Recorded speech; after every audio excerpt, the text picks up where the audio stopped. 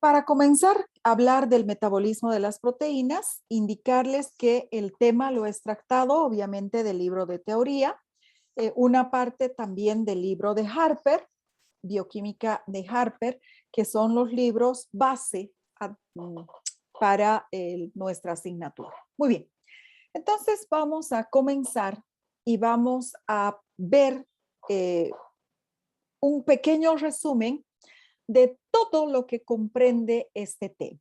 Entonces, debemos recordar que a diferencia de lo que sucede con los hidratos de carbono y con los lípidos, los aminoácidos no se almacenan en el organismo. ¿Qué quiere decir? Quiere decir que no existe ninguna proteína cuya única función vaya a ser la de mantener un aporte de aminoácidos para que sean utilizados a futuro, ¿sí? Cosa que sí sucede, por ejemplo, con los hidratos de carbono. Dentro de los hidratos de carbono, nosotros tenemos al glucógeno hepático, por ejemplo, que ¿cuál es su función? Almacenar glucosa. ¿Para cuándo? Para cuando el paciente se encuentra en ayuno. Entonces, aquí sí tenemos una molécula que se encarga del almacenamiento de glucosa. ¿Qué pasa con los lípidos? Tenemos los triglicéridos que forman parte del tejido adiposo. ¿Qué función tienen los triglicéridos? Almacenar energía en forma de ácidos grasos. Entonces, los triglicéridos, cuando nos hace falta energía, se degradan, liberan ácidos grasos y estos ácidos grasos se van a convertir en acetilcoenzima A. La acetilcoenzima A ingresa al ciclo de Krebs y tenemos energía. Entonces, efectivamente, los hidratos de carbono y los lípidos tienen moléculas especializadas que almacenan energía. En cambio, los aminoácidos no se almacenan en el organismo. ¿Y esto qué significa?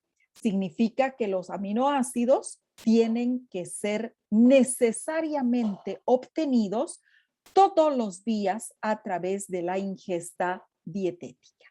Entonces, estos aminoácidos deben obtenerse a través de la dieta. Cuando la dieta falla, no hay una ingesta dietética de aminoácidos, estos aminoácidos pueden sintetizarse de nuevo, ¿sí? Se llama síntesis de novo, es la nueva síntesis de aminoácidos, o pueden producirse, liberarse aminoácidos a partir de la degradación de las proteínas. Pero obviamente con las consecuencias que nosotros vamos a ver a lo largo de la gestión. Es decir, que vamos a degradar proteínas, por ejemplo, musculares, para obtener aminoácidos. Entonces, en algunas situaciones son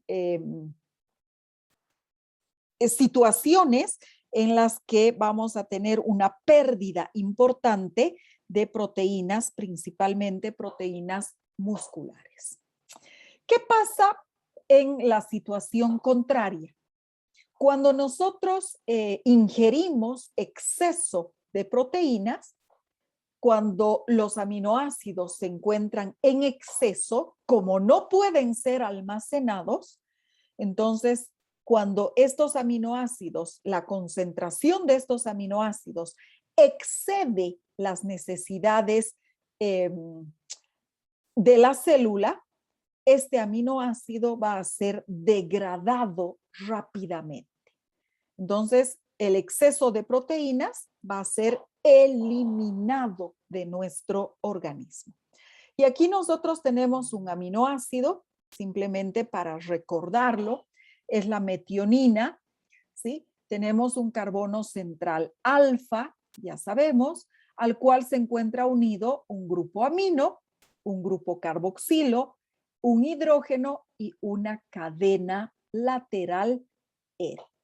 Entonces, el proceso de degradación de este aminoácido consiste en la pérdida del grupo amino. Entonces, se libera el grupo amino y este grupo amino se va a convertir rápidamente en amoníaco. Y este amoníaco, como es una molécula tóxica, este amoníaco en el hígado se va a convertir en urea. Y la urea es el producto de desecho de nuestro organismo. La urea se va a eliminar juntamente con la orina. De esta manera vamos a eliminar el exceso de nitrógeno de nuestro organismo. La formación, la vía más importante de eliminación del nitrógeno es la vía de la urea, la formación de urea. ¿Qué pasa con este esqueleto carbonado? Ya hemos perdido el nitrógeno. Entonces, aquí lo que vamos a tener es un esqueleto carbonado que recibe el nombre de alfa-cetoácido. ¿Por qué alfa? Porque el grupo carboxilo se encuentra en el primer carbono, en el carbono 1, en el carbono alfa. Entonces, es un cetoácido. Este alfa-cetoácido se va a convertir en producto intermedio común para muchas de las vías metabólicas que producen energía. Es decir, que este alfa-cetoácido puede convertirse, puede degradarse completamente hasta dióxido de carbono, agua y energía, o puede introducirse a cualquiera de las vías metabólicas con el objetivo de formar lo que el organismo necesita. Por ejemplo, glucosa.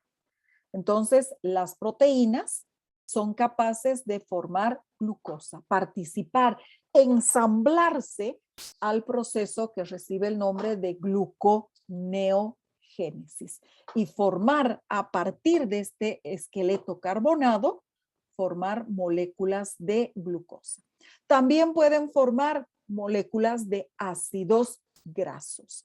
Entonces, este alfa-cetoácido va a incorporarse a las vías metabólicas. Muy bien, entonces todo esto vamos a ver a lo largo del capítulo.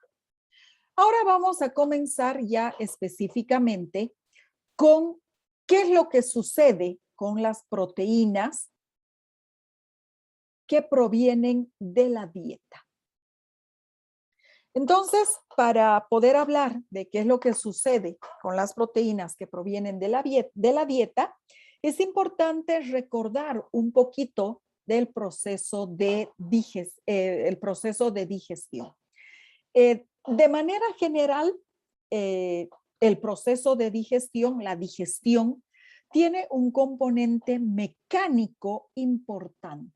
Y este componente mecánico es justamente la masticación. Y la masticación tiene como finalidad el desmenuzar los alimentos para que puedan ser deglutidos, para que puedan ser tragados. En la boca, además, tenemos saliva. La adición de la saliva a nivel de la boca ya comienza el proceso digestivo de algunas moléculas. Específicamente, comienza ya la digestión de los hidratos de carbono, pero no actúa a nivel de la degradación de las proteínas, ni tampoco actúa a nivel de la degradación de los lípidos. En el caso de la digestión de las proteínas, la saliva simplemente va a actuar como un lubricante que va a facilitar la deglución.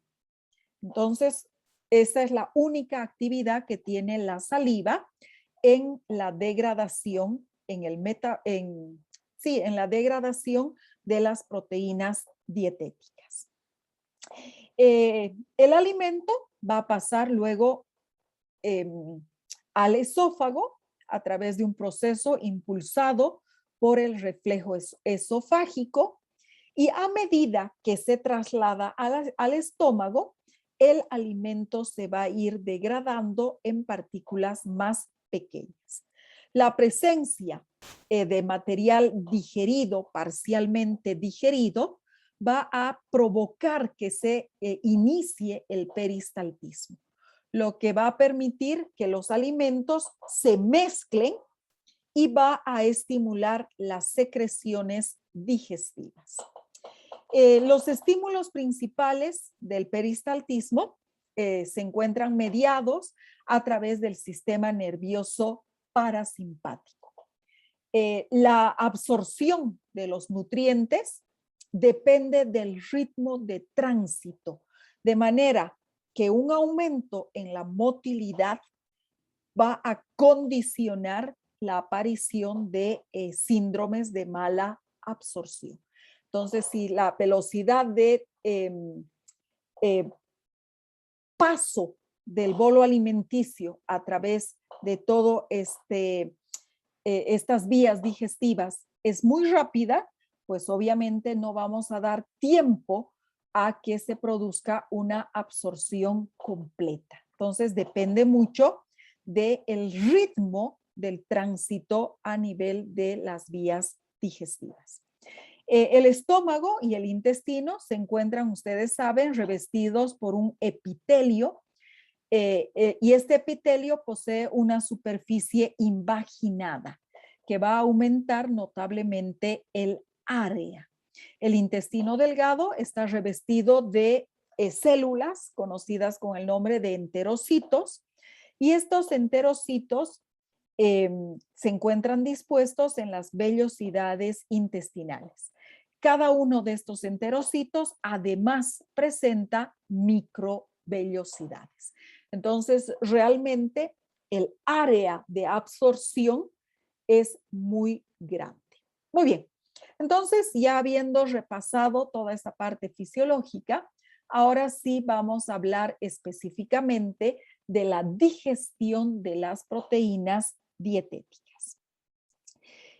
Para comenzar, indicar que el catabolismo de los aminoácidos forma parte del proceso, de uno de los procesos metabólicos más extensos y que se encuentra directamente relacionada con el metabolismo de las moléculas que contienen nitrógeno. El nitrógeno ingresa a nuestro organismo en forma de diversos compuestos que se encuentran presentes en los alimentos. De todos estos compuestos que contienen nitrógeno, posiblemente los más importantes son los aminoácidos que están formando parte de las proteínas alimenticias.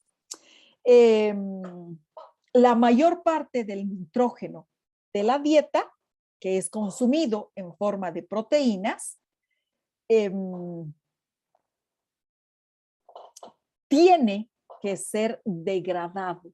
Es decir, que estas proteínas dietéticas son demasiado grandes para poder ser absorbidas directamente. Por lo tanto, tienen que ser degradadas estas proteínas hasta aminoácidos. Se sabe que en una dieta normal, ¿sí? En una dieta mediterránea, la cantidad de proteínas ingeridas diariamente se encuentran alrededor de 70 a 100 gramos de proteínas. Es decir, que nosotros en un día consumimos aproximadamente entre 70 y 100 gramos de proteínas dietéticas. Ustedes me dirán, pero es muy poquitita la cantidad de proteínas, sí. En realidad, cuando nosotros consumimos, por ejemplo, un trozo de carne que pesa unos 250 gramos, ¿sí? Esto es músculo, tiene gran cantidad de proteínas. Estos 250 gramos de carne de res, por ejemplo, solamente tienen 60 gramos de proteína pura. ¿Por qué? Porque sabemos que el músculo también tiene glucógeno muscular. Entonces, la mayor parte del peso del músculo es glucógeno. De estos 250 gramos de carne de res que nosotros consumimos, solamente consumimos 60 gramos de proteínas. Entonces, cada uno de los alimentos tiene un porcentaje de proteínas. No es todo proteínas. Un huevo grande solamente tiene 6 gramitos de proteínas. La mayor parte son lípidos contenidos en la yema del huevo. Entonces, estamos hablando de que todos los alimentos sí tienen una porción de proteínas. Entonces, fisiológicamente, con una dieta mixta, nosotros consumimos entre 70 y 100 gramos de proteínas dietéticas. Pero para que estas proteínas dietéticas puedan ser absorbidas, tienen que ser degradadas, tienen que ser partidas hasta aminoácidos. ¿Y quiénes se encargan de romper estos enlaces? Enzimas. Y nosotros sabemos que las enzimas son proteínas, tienen una estructura proteica. Entonces, no solamente a nivel de las vías digestivas vamos a tener las proteínas que provienen de la dieta, sino que también vamos a tener entre 35 y 200 gramos de proteínas endógenas que están en nuestro organismo y que van a ser secretadas principalmente en forma de enzimas. Entonces, estas enzimas, obviamente, una vez que cumplan con su función de degradar las proteínas, no pueden ser eliminadas. Estas enzimas también van a ser metabolizadas y van a ser reabsorbidas. Lo que significa que el proceso digestivo de las proteínas, la digestión y la absorción de proteínas, es un proceso extremadamente eficaz, debido a que a pesar de que tenemos gran cantidad de proteínas en las vías digestivas, 100 gramos de proteínas de la dieta y 200 gramos de enzimas proteolíticas, solamente se van a perder con la materia fecal entre 6 y 10 gramos de proteína diaria. Entonces, realmente este proceso de digestión y absorción de proteínas es muy eficaz. Para que estas proteínas grandes puedan ser absorbidas, habíamos indicado que necesariamente tienen que ser hidrolizadas, tienen que ser degradadas hasta aminoácidos libres. ¿Sí? Este proceso no siempre es completo, es decir, que no siempre el 100% de la proteína va a ser hidrolizada hasta aminoácidos libres, sino que a veces quedan cierta cantidad de dipéptidos, es decir, péptidos formados por 2 aminoácidos o tripéptidos formados por 3 aminoácidos.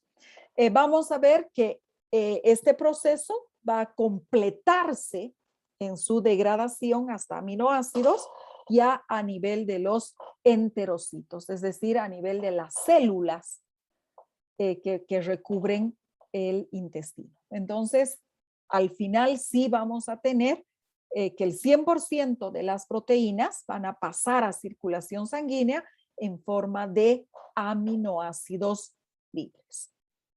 Esta fragmentación de las cadenas proteicas se va a realizar a través de un proceso de hidrólisis de los enlaces peptídicos. No nos olvidemos que un aminoácido se une a un segundo aminoácido a través de un enlace peptídico. Entonces, esta hidrólisis lo que va a hacer es romper los enlaces peptídicos. Aquí tenemos un enlace peptídico, otro enlace peptídico y otro enlace peptídico. Entonces, es muy importante que se vayan rompiendo todos estos enlaces peptídicos. Aquí también tenemos otro. Entonces se van a ir rompiendo todos estos enlaces peptídicos. Para que se puedan romper estos enlaces peptídicos, es muy importante primero que se produzca la desnaturalización de la proteína. ¿Y alguien recuerda qué es la desnaturalización de una proteína? ¿En qué consiste la desnaturalización de una proteína?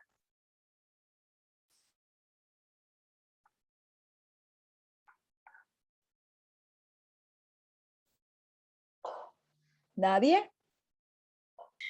Doctora, va a ser cuando la proteína pierde sus estructuras. Cuando la proteína pierde sus estructuras secundaria, terciaria, cuaternaria y supramolecular. Y solamente se mantiene la estructura primaria.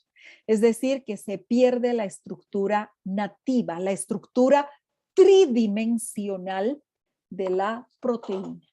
Pero no pierde su actividad fisiológica, pero no pierde su actividad nutricional. ¿Sí? Entonces vamos a tener el desmoronamiento de la proteína y simplemente esta se va a convertir en una cadena polipeptídica.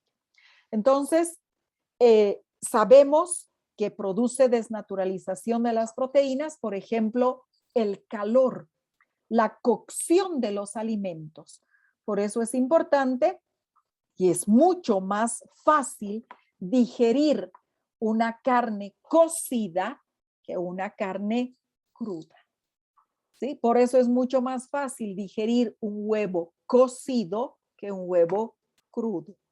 ¿Por qué? Porque estamos provocando la desnaturalización de las proteínas. Y estas proteínas desnaturalizadas recién van a poder ser atacadas por estas enzimas que se llaman enzimas proteolíticas. Las enzimas proteolíticas se sintetizan en el estómago, en el páncreas y también a nivel del intestino delgado. ¿Y qué es lo que van a hacer? Van a romper enlaces peptídicos. Estas proteínas, estas enzimas proteolíticas, se las conoce con el nombre genérico de peptidasas. Vamos a acercar la imagen. ¿Sí? Tenemos a las peptidasas. ¿Sí? Asas significa que cortan y peptí, enlaces peptídicos de los péptidos, de los polipéptidos. Estas peptidasas pueden ser a su vez de dos tipos, pueden ser endopeptidasas o pueden ser exopeptidasas. Las endopeptidasas lo que van a hacer es romper enlaces peptídicos internos, interiores, es decir, al interior de la cadena peptídica.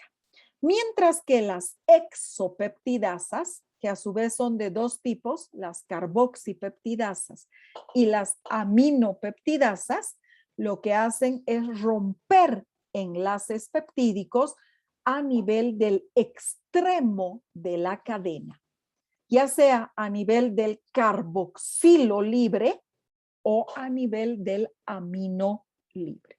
No nos olvidemos que el enlace peptídico es la unión del grupo amino al grupo carboxilo. Entonces, en este primer aminoácido, el grupo carboxilo se va a unir al amino del segundo y me va a dejar un amino libre.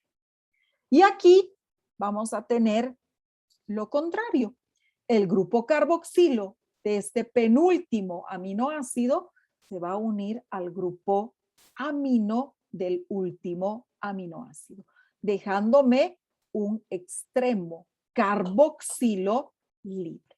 Entonces, las carboxipeptidasas actúan a nivel del grupo carboxilo libre, a nivel del aminoácido que tiene el grupo carboxilo libre. Y las aminopeptidasas actúan a nivel del aminoácido que tiene el grupo amino libre. Entonces, las exopeptidasas liberan ya directamente aminoácidos libres. ¿Por qué? Porque actúan a ese nivel del último aminoácido.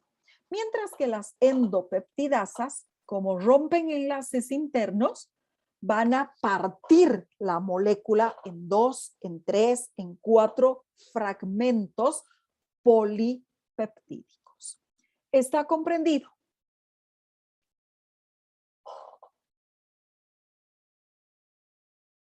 Muy bien. Acabábamos de decir que las proteínas son muy grandes para ser absorbidas directamente. Pero esta regla tiene una excepción. Y esta excepción es en los recién nacidos. ¿Por qué? Porque no nos olvidemos que los recién nacidos recién están comenzando a formar sus propios anticuerpos. Entonces, la leche materna, que es el principal alimento para este recién nacido y el único alimento durante los 3 primeros meses, tiene anticuerpos, anticuerpos del tipo IgA, porque la leche es una secreción y estas IgAs van a recubrir la mucosa de las vías digestivas del bebé, del bebé recién nacido, desde la boca hasta el ano, pero las IgGs tienen que ser absorbidas. De nada me sirve que la leche materna tenga anticuerpos si es que van a ser degradados como cualquier otra proteína. Entonces, estas IgGs se absorben completas, no se degradan. Estos anticuerpos provenientes de la leche materna van a ser absorbidos íntegros por la mucosa del recién nacido. Entonces, es la única excepción a la regla. Después, una vez que el bebé crece, obviamente va a perder esta capacidad de absorber anticuerpos, proteínas completas. Y el 100% ya de las proteínas tienen que ser degradadas a aminoácidos para poder ser absorbidas. Muy bien. También habíamos indicado que la saliva no tiene enzimas proteolíticas. Por lo tanto, la digestión proteica comienza en el estómago.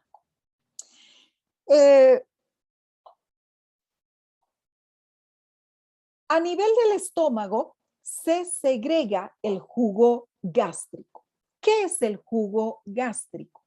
El jugo gástrico es una disolución que contiene agua en un 97 a 99%, contiene ácido clorhídrico entre un 0,2 a un 0,5% de ácido clorhídrico, pequeñas cantidades de aniones y cationes y cierto tipo de enzimas que se encuentran en forma de zimógenos, es decir, en forma inactiva. La principal enzima del jugo gástrico es la pepsina y la forma inactiva es el pepsinógeno. Esta pepsina se va a activar, o este pepsinógeno se va a convertir en pepsina activa gracias a la pérdida de una fracción de la cadena que está justamente bloqueando el sitio activo. Entonces, nosotros sabemos que cuando el sitio activo está bloqueado, la enzima es inactiva. Entonces, se libera esta fracción de estos aminoácidos que bloquean el sitio activo y tenemos a la enzima activa, ya con el sitio activo libre, donde va a poder unirse la proteína para poder ser hidrolizada.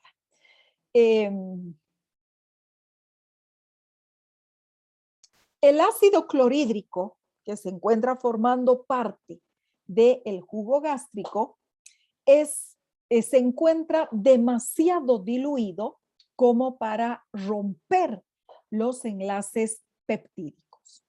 Por lo tanto, la función del ácido clorhídrico, que es secretado por las células parietales,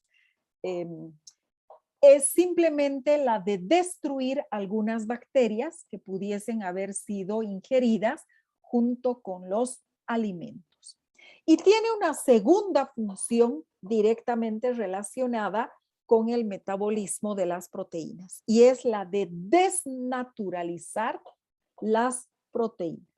Entonces, si nosotros no consumimos ya proteínas desnaturalizadas, el ácido clorhídrico tiene que actuar primero rompiendo estos enlaces por puente disulfuro, enlaces por puente de hidrógeno, para provocar la desnaturalización de las proteínas. Y de esta manera, recién la pepsina es capaz de comenzar con la hidrólisis de los enlaces peptídicos. La superficie gástrica se encuentra protegida por el moco gástrico. Y este moco gástrico está formado principalmente por una proteína llamada mucina.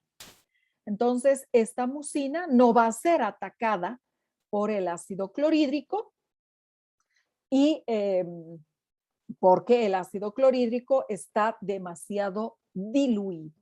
Entonces, no va a ser capaz de romper enlaces peptídicos, a no ser que existan alteraciones en el proceso digestivo, y ahí sí vamos a tener una hipersecreción de ácido clorhídrico, por ejemplo, que va a provocar lo que se conoce con el nombre de úlceras. Entonces, en este caso sí se va a producir una lesión a nivel de la mucina y vamos a tener úlceras gástricas, pero esto ya no es fisiológico. Muy bien.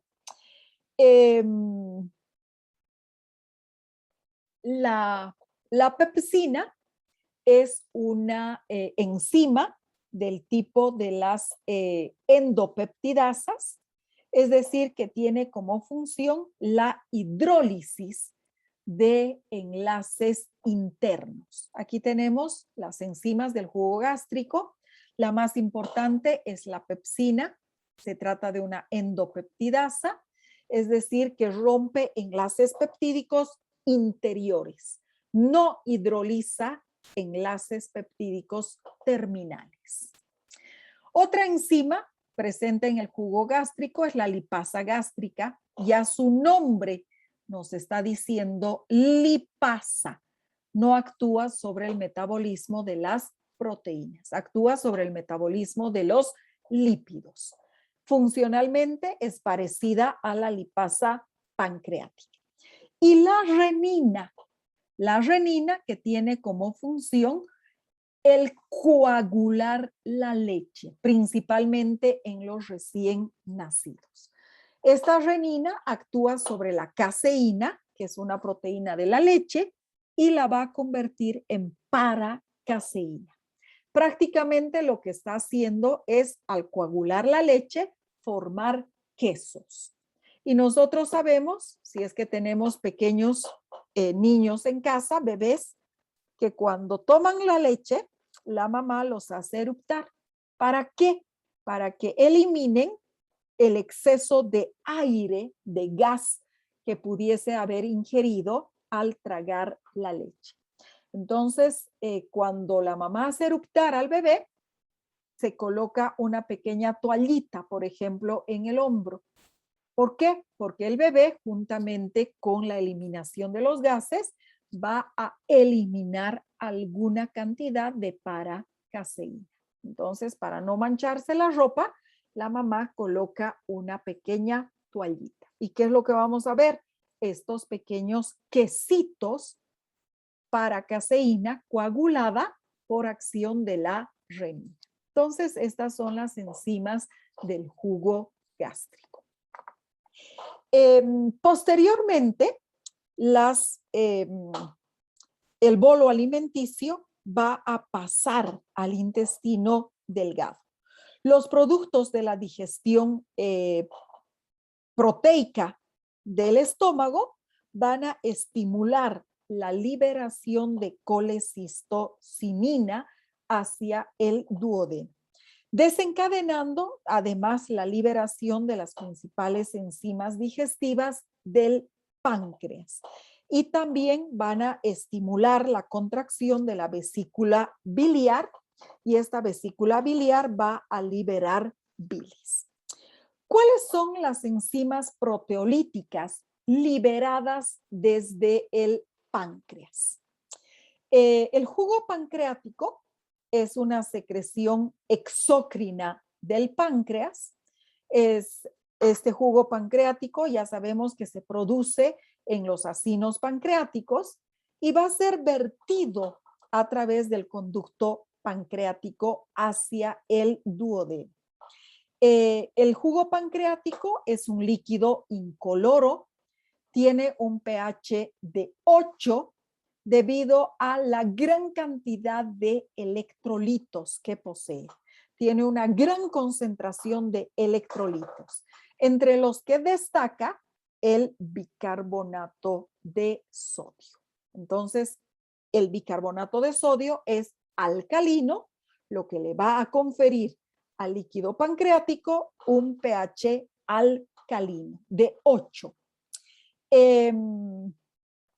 Este pH alcalino tiene como función el neutralizar el contenido ácido proveniente del estómago a medida que pasa al duodeno y favorece de esta manera la actividad de las enzimas pancreáticas. Las enzimas pancreáticas, al igual que la pepsina, se va a sintetizar en forma de zimógenos inactivos. La liberación y la posterior activación de estos zimógenos pancreáticos está mediada por la secreción de colecistocinina y secretina. Estas son dos hormonas polipeptídicas que se encuentran en el tubo digestivo. ¿Cuál es el mecanismo a través del cual se van a activar estos zimógenos pancreáticos? Para que se produzca la activación de los zimógenos pancreáticos, es muy importante la presencia de una enzima que es sintetizada en la membrana luminal de las células de la mucosa intestinal a nivel del borde en cepillo. Esta enzima recibe el nombre de enteropeptidasa. Entonces, es muy importante la presencia de esta enteropeptidasa. Esta enteropeptidasa convierte el tripsinógeno en tripsina. Le quita 6 aminoácidos que están bloqueando el sitio activo y el tripsinógeno se convierte en tripsina. Una vez que se libera la tripsina, esta molécula de tripsina va a ser la responsable de activar el resto de las moléculas de tripsinógeno a tripsina. Es decir, que se trata de una activación autocatalítica. Necesito más tripsina y esta tripsina va a actuar sobre el mismo tripsinógeno. Ya no necesito tripsina, entonces el tripsinógeno ya no se activa. Además de activar la misma tripsina al tripsinógeno para que forme tripsina, va a iniciar esta tripsina una serie de reacciones en cascada que van a permitir la activación del resto de las moléculas de las enzimas proteolíticas. Es decir, que esta tripsina va a provocar que el quimotripsinógeno, terminación ógeno, simógeno, se convierta en quimotripsina. La proelastasa, prefijo pro, significa inactiva, se convierta en elastasa. Y finalmente, la procarboxipeptidasa se convierta en carboxipeptidasa. Entonces, tenemos la activación en cascada del resto de las enzimas pancreáticas proteolíticas. Cada una de estas enzimas pancreáticas proteolíticas se encuentra especializada en un tipo de enlace concreto. La tripsina, la quimotripsina y la elastasa son endopeptidasas, es decir, que rompen enlaces internos, mientras que la carboxipeptidasa es una exopeptidasa. Ya sabemos que actúa a nivel del grupo carboxilo, a nivel del aminoácido que tiene el grupo carboxilo libre. La tripsina, por ejemplo, está especializada en romper enlaces peptídicos formados por dos aminoácidos, arginina y lisina. Entonces, hay una arginina o hay una lisina, ahí actúa la tripsina.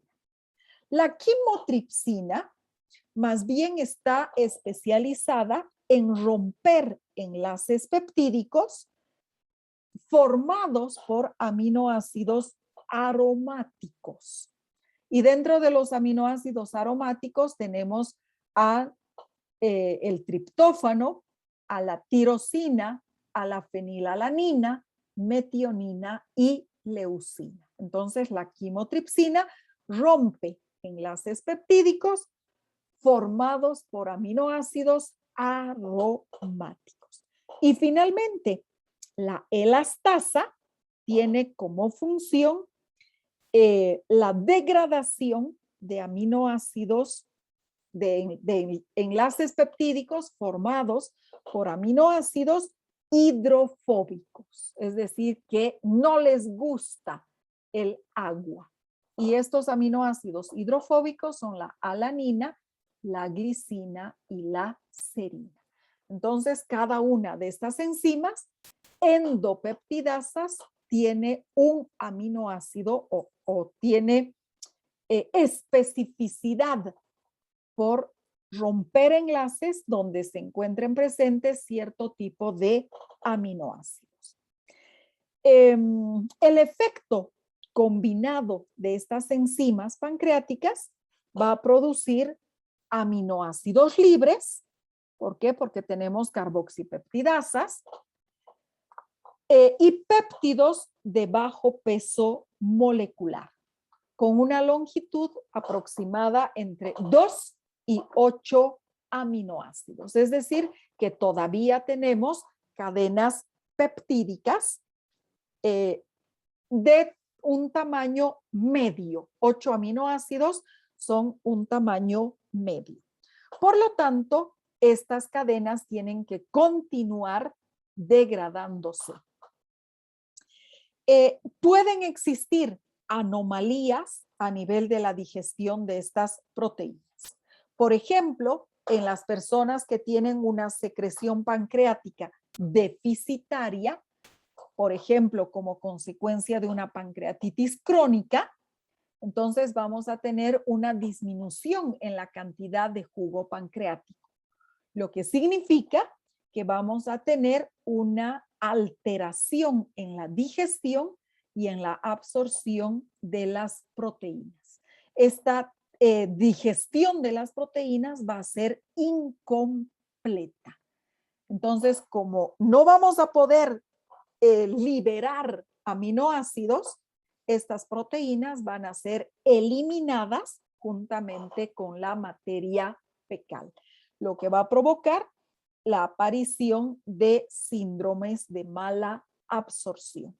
Pero como el jugo pancreático no solo tiene enzimas proteolíticas, sino que también tiene enzimas responsables de la degradación de las grasas, de los lípidos, entonces vamos a tener una presencia, una aparición anómala, anormal de lípidos, que se conoce como esteatorrea, y de proteínas no digeridas en la materia fecal.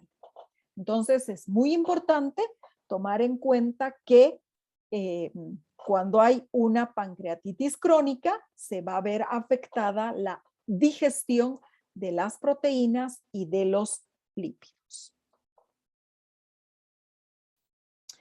La digestión final de los péptidos depende de las peptidasas que se encuentran en el intestino delgado. Las criptas de Lieberkühn y las glándulas de Brunner secretan enzimas proteolíticas débiles. Este jugo intestinal es ligeramente alcalino, tiene un pH de 7.6. Y este jugo intestinal presenta 3 enzimas proteolíticas. La erepsina, que va a hidrolizar los residuos polipeptídicos pequeños. No se olviden que teníamos péptidos de hasta 8 aminoácidos. Entonces, aquí actúa la erepsina.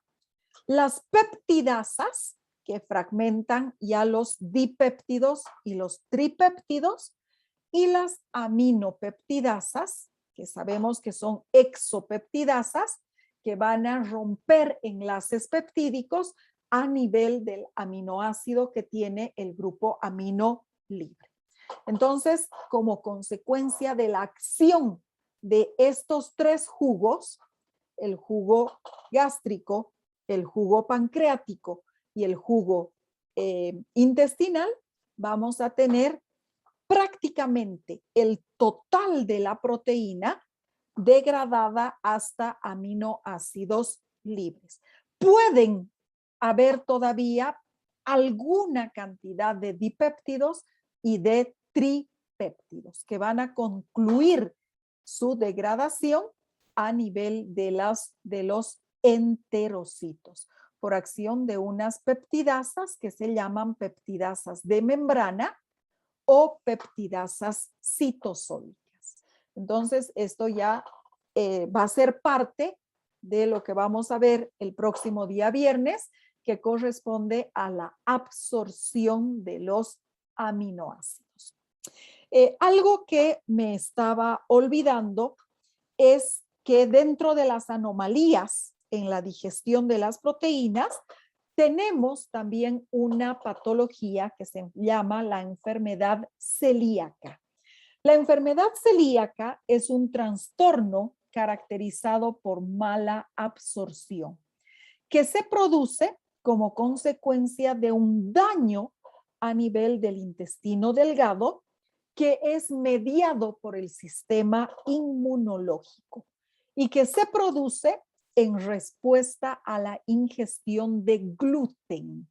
¿Y qué es el gluten? El gluten es una proteína que se encuentra en los granos de trigo, de cebada y de centeno.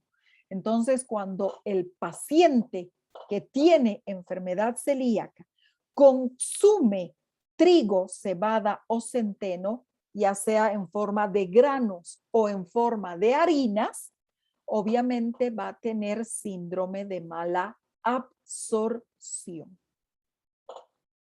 Muy bien, no sé si tienen dudas